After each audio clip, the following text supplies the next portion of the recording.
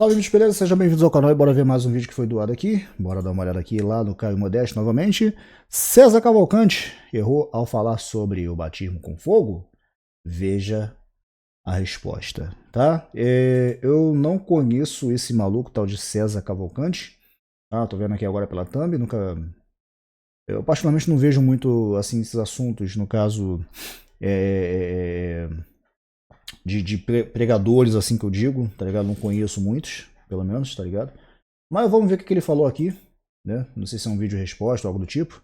Bora dar uma olhada. O YouTube aqui dando uma bugada. Recentemente, o César Calma aí, meu irmão, calma aí.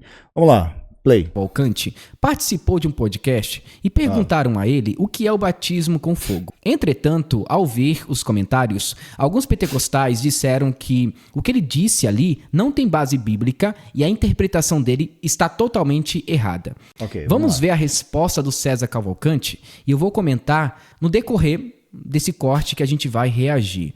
E, gente, é o seguinte, quando estou reagindo a outros vídeos, a ideia é que você seja edificado por meio dos meus comentários e também daquele que está falando, ou até mesmo um vídeo que eu estou refutando alguém. Então não é apenas reagir a um vídeo, é trazer um conteúdo profundo e bíblico para vocês de uma forma que não fique aquela coisa muito saturada, sabe? Então essa é a ideia. Mas vamos assistir o vídeo do César Cavalcante, porque é o seguinte, o César, ele é muito amado pelos pentecostais. E também por uma ala do meio reformado. Só que alguns pentecostais disseram: César, você está errado e essa visão sua está completamente deturpada. Basta você ler os comentários desse corte do podcast. Mas vamos assistir e depois eu vou comentar sobre o assunto. Vamos lá? Vamos lá. Então esse é o vídeo onde o César participou do podcast e ele teve uma resposta muito boa e eu queria compartilhar com vocês e nós vamos falar sobre esse assunto. Tem algumas coisas importantes que eu quero falar, tá? Vamos lá? Agora, por exemplo, falando desse contexto, né, Espírito Santo e tal, a gente ouve muito falar sobre o batismo no Espírito Santo. Muitos pregadores, quando você vai a algumas igrejas, eles pregam a palavra e após, eles ministrarem ali a palavra, após pregarem, eles chamam todo mundo, venham aqui na frente que eu quero fazer uma oração. Quem aqui não é batizado no fogo ainda? Levanta a mão. Espírito Santo com fogo. No Espírito Santo com fogo. Aí, quem não foi, levanta a mão, vem pra frente, ele ora, e aí ele diz, vocês serão batizados no fogo com o Espírito Santo. É o seguinte, ele está confundindo aqui uma coisa importante e nós temos que ser honestos. Dificilmente algum pentecostal chama alguém na frente para batizar aquela pessoa no fogo, não. Normalmente é o batismo com o Espírito Santo, mas não tem vínculo com o fogo, tá? Então, quando os pentecostais chamam as pessoas para virem à frente, a ideia é batizar com o Espírito Santo com a evidência no falar em línguas, que é a ideia da segunda bênção. Então, só para você entender a contextualização dessa pergunta, tá bom? Vamos lá. A expressão, ela é bíblica? Existe, de fato, essa questão do batismo do Espírito Santo com fogo? Olha só, Yang, é muito interessante sua pergunta.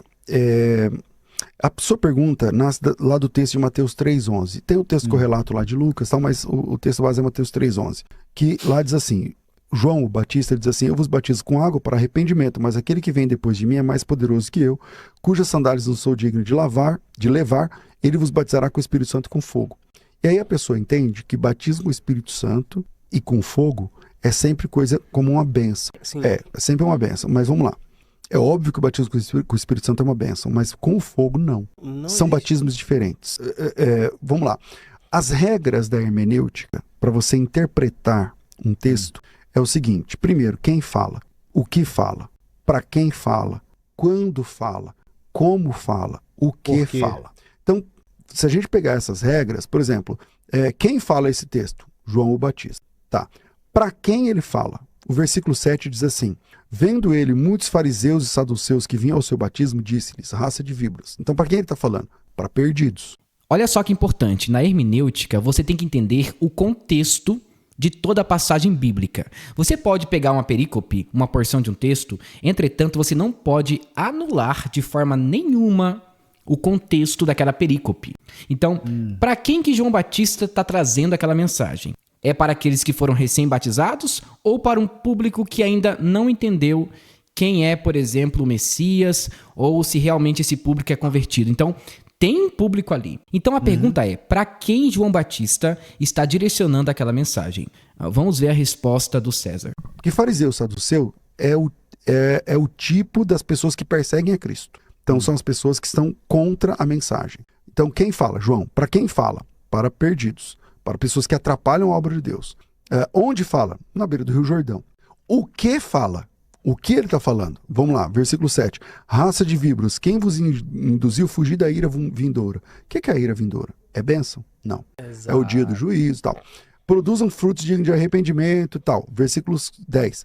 O machado está posto na raiz da árvore. A árvore que não produz fruto é cortada e lançada no fogo. Esse fogo é bênção? Não. A árvore que não dá fruto vai para o fogo. Esse fogo é fogo de perdição. Aí vem o 11, que é o texto em questão. Pula o 11, vamos pro 12. A sua pá ele tem na mão, limpará completamente a sua eira, recolherá o trigo no celeiro e queimará a palha com fogo que nunca se apagará. Que fogo é esse? Fogo de bênção? Não. Fogo de juízo. Por que somente o versículo 11 é um fogo de bênção? Então ele vem falando de fogo o tempo todo. Então vamos lá, quem fala, João? Onde fala? O Rio Jordão. Para quem fala? Perdidos. O que fala? Ele está falando do juízo o tempo todo. Por que só no versículo 11 esse fogo é fogo de bênção? Ele fala de juízo no versículo 7, fala no versículo 8, fala no versículo 10, fala no versículo 12, por que só o 11 é bênção? Aí vem a pergunta, tá, se não é bênção, o que significa isso? Então vamos lá. O versículo 11 é como se fosse o apelo. Sabe quando você prega e faz o apelo? Sim. O João Batista está fazendo aqui o apelo, ele está dizendo assim, pessoal, não é porque você é judeu que você é salvo. Ele fala assim, não presumais de vós mesmos, dizendo, temos por pai Abraão, porque não é só porque você é filho de Abraão que você é salvo. Eu batizo vocês com água. O que é batismo? Batismo é imersão. Lembra que batismo é imersão. O João está dizendo assim, eu posso imergir você na água. O máximo que eu posso fazer é imergir você na água. Mas, se não tiver arrependimento, não vale de nada. A tônica da mensagem de João Batista era arrependimento, que é a mesma tônica de Jesus Cristo. Olha só. Mas aquele que vem após mim, Vos batizará. ele é mais poderoso do que eu. Ele não trabalha com água. Certo. Ele trabalha com o Espírito Santo e com fogo. Correto. O que você quer? Ah, então a gente tá falando... Aquele que vem após mim, São duas opções. ele é mais poderoso do que eu. E ele vai batizar com o Espírito Santo e fogo. E fogo. E aí? A sua pá, o próximo versículo ele fala assim, a sua pá ele tem na mão. Ele vai limpar a eira, vai recolher o trigo no celeiro, ó, o símbolo do salvo. O trigo vai guardar no celeiro, mas ele vai queimar a palha com fogo que nunca se apagará. Então perceba que existe um antagonismo na ideia de João Batista. Enquanto ele vai guardar o trigo ali no celeiro, a eira será queimada. Tem a árvore que dá bons frutos e tem o machado que é posto à raiz. Nós temos o Espírito Santo e nós temos o batismo com fogo. Então, batismo com o Espírito Santo e batismo com fogo. Então perceba que a todo momento ele está fazendo um contraste. Entretanto, tem algumas pessoas que dizem, mas em Atos capítulo 2 foram vistas línguas como de fogo. Perceba, gente. Para que as pessoas entendessem realmente o que estava acontecendo, tem que ter alguma figura que é semelhante àquilo que eles entendem em sua cultura. Então perceba, quando é narrado a história de Jesus, diz que o Espírito Santo veio sobre o próprio Cristo como se fosse uma pomba. Então é uma figura que representa algo cultural daquela época, para eles entenderem realmente o que está acontecendo. E quando fala em línguas, é a mesma coisa. Línguas como de fogo, como é algo que é semelhante. Então, tome cuidado com essas interpretações errôneas. E o César está explicando de uma forma muito clara, respeitando a hermenêutica do texto. Mas vamos lá. Então, quando ele diz assim... Uma vez eu vou falar aqui o que assim, já vou avisar logo que essa parte de batismo com fogo, eu sinceramente eu não sei como falar direito, como dissertar sobre isso. Mas uma vez eu ouvi um exemplo, eu não lembro agora onde, sobre essa comparação, no caso, que fizeram, né, da diferença, no caso, do batismo que Jesus recebeu e o batismo que a igreja, a partir do Atos 2, começou a receber, que era o batismo com o Espírito Santo, mas a forma que foi diferente. Jesus foi como uma pomba que desceu em Cristo e, no caso de todos que a partir daquele momento ali foram batizados a partir de Atos 2 em diante, para cá, né, veio como, naquele momento, como língua de fogo. Hoje não existe isso, hoje não acontece desse jeito, mas naquela época, como era a inauguração, por assim dizer, né, veio daquela forma. Ponto. Por quê? Né? A explicação que eu ouvi, eu não sei se eu vou saber agora reproduzir, que já tem um tempinho já. Eu ouvi essa comparação, por assim dizer, né? Que quando o Espírito Santo vem sobre Cristo, é como se, e vem naquela forma de pomba, a pomba branca significa o quê, no caso? Todo mundo sabe que representa ali paz. Pelo menos é assim que eu entendo, e acredito que você também está ouvindo, também entenda dessa forma. E a explicação que a pessoa, eu não lembro quem foi, mas eu acho meio que concordo, que é como se Deus estivesse falando, olha, em Cristo aqui, ele vai receber o Espírito Santo, tudo bem, é meu filho, ele vai receber o Espírito Santo, por quê? Porque nele não tem pecado, não tem culpa, não existe nada que o reprove, por assim dizer, pelo fruto do pecado, por assim dizer. Ele não nasceu do pecado, igual nós somos pecadores hoje, que viemos, né, desde Adão até então, enfim. Né?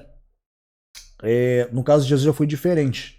Né? Ele, apesar de ter nascido do jeito que nasceu, né, ele é Deus, ele é filho de Deus, nunca errou, nunca pecou, então o batismo dele foi diferente do nosso, porque Deus viu que ele é obviamente diferente da gente, não tinha erro, não tinha pecado, não tinha nada que desaprovasse, e aí ele recebeu o Espírito Santo daquela forma, meio que mostrando que, olha, tem paz aqui no batismo dele. Agora, no nosso caso, já é completamente diferente. Essa língua como de fogo, né, quando vem batizar, eu estou falando aqui tentando lembrar do que eu ouvi, já é diferente. Por quê? Porque, querendo ou não, mesmo a gente sendo batizado com o Espírito Santo, quando a gente é batizado, por assim dizer, com o Espírito Santo, né, a gente ainda é um pecador, a gente ainda é um falho. Não é porque eu sou batizado, eu vou deixar de ser um pecador. Não é porque eu sou batizado com o Espírito Santo que eu vou ser melhor do que qualquer outra pessoa que existe no planeta. Não. Você não deixa de ser pecador e você não, muito menos se torna a melhor pessoa do planeta, pelo menos aos olhos da humanidade. De repente, aos olhos de Deus ali você é separado, você já é visto como da família, ok. Mas você ainda está no contexto de pecador.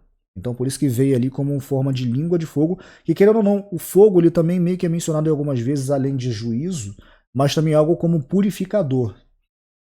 Né? Igual o ouro, quando você quer que o ouro ele fique purificado, quando você quer que ele brilhe mais, quando você quer que ele dê mais ainda a sua beleza, através do seu resplendor de beleza ali do ouro, você passa ele pelo fogo. Pelo menos foi a explicação que eu ouvi também uma vez. É mais ou menos o que acontece com a gente. A gente é como se fosse o ouro, mas com as impurezas que precisam sair. E como você tira aquela impureza? Através do fogo. Então assim é a explicação que eu ouvi mais ou menos, que eu me lembro.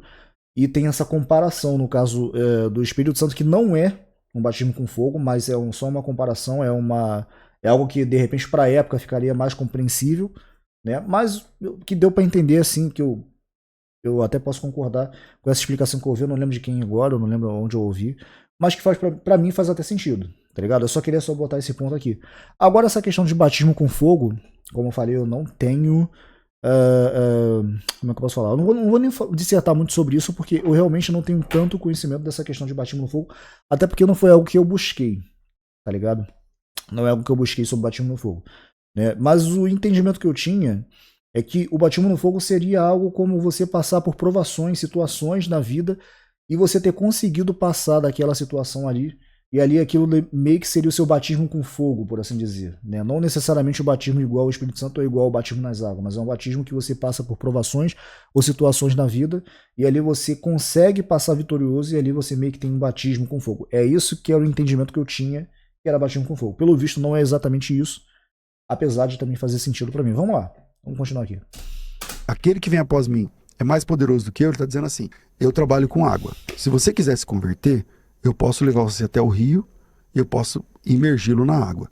Mas Jesus, aquele que vem após mim, ele não vai imergir ninguém. Ele vai imergir você no Espírito Santo. No Espírito Santo. Ou ele vai imergir você no fogo. E ele faz os dois. Por exemplo, quando a gente está estudando teologia, quando chega na pneumatologia, quem batiza com o Espírito Santo? Jesus. Quem é o batizador? Jesus. Mas quem é que vai imergir a alma do perdido no inferno no último dia? Quem é que vai dizer, apartai-vos de mim para o fogo eterno? É Jesus. Ou seja, ele vai imergir o salvo no Espírito Santo, assim como ele vai lançar o perdido no fogo eterno. E só para fechar essa questão, porque eu sei que é uma questão que muita gente pensa diferente. Sim. Olha só que interessante. Alguns dizem, não, o batismo ali é para a purificação, mas isso é errado. Quando você recebe o Espírito Santo, você já está sendo purificado pelo próprio Espírito.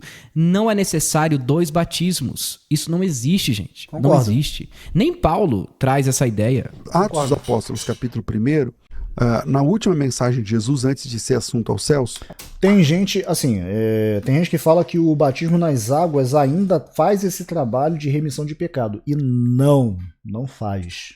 Hoje o batismo nas águas é completamente diferente da proposta que era na época de João Batista, que realmente tinha essa ideia de remissão de pecados ali através do batismo nas águas. Mas isso é na época de João Batista, antes, ou seja, pré-Jesus.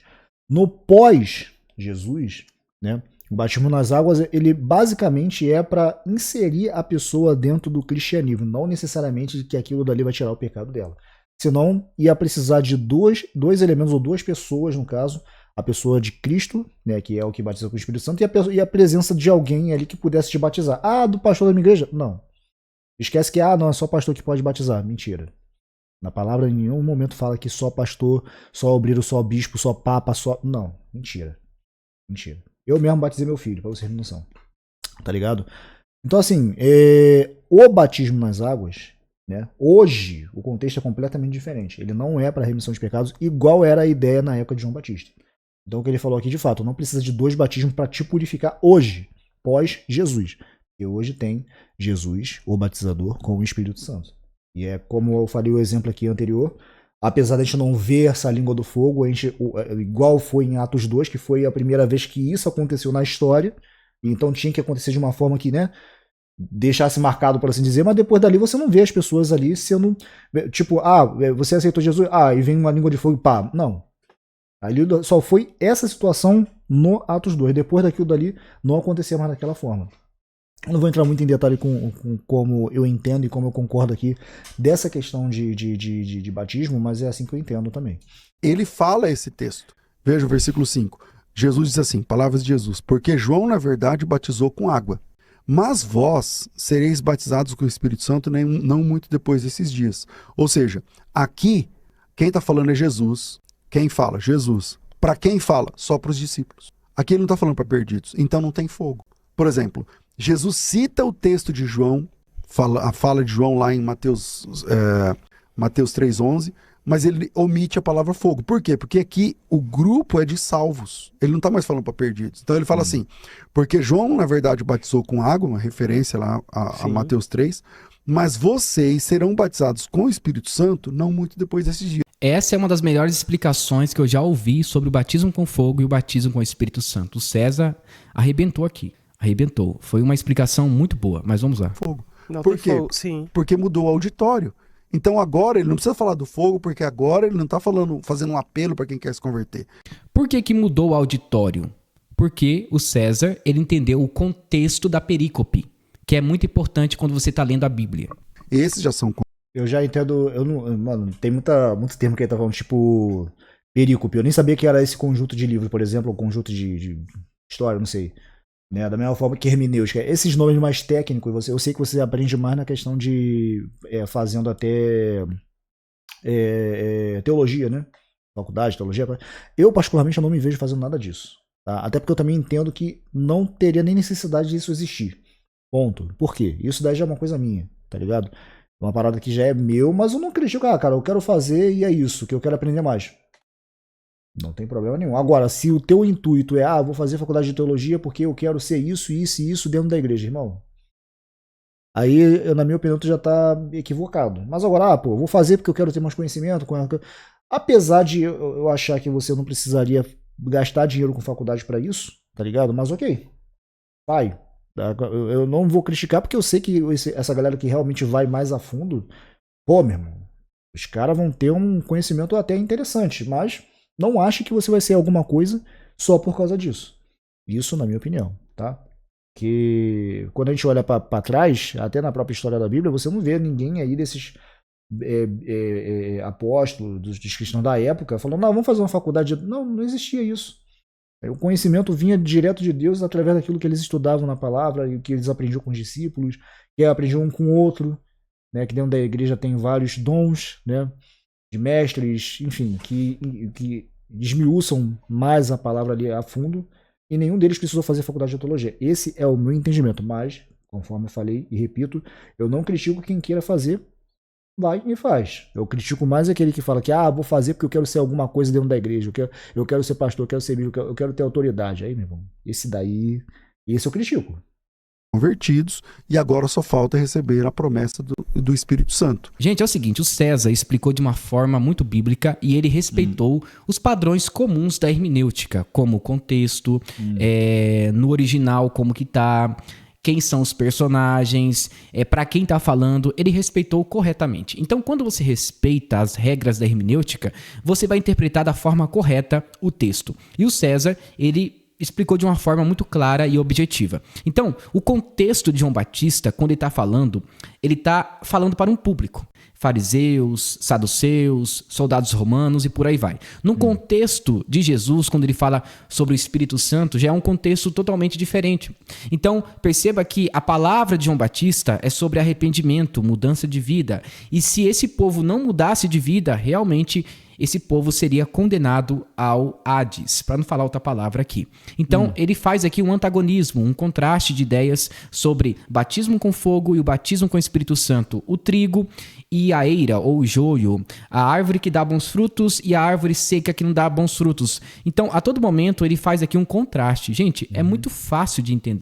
Você consegue ver alguns textos nas falas de João Batista ou até mesmo de Jesus, mas muito pouco no contexto de Paulo. Entretanto, tem uma passagem que o próprio Lucas escreve em Atos capítulo 2, que é uma profecia de Joel, mas também não tem nada a ver com o batismo com fogo. A todo momento que a Bíblia fala sobre fogo, a maioria das vezes tem a ver com juízo e não purificação.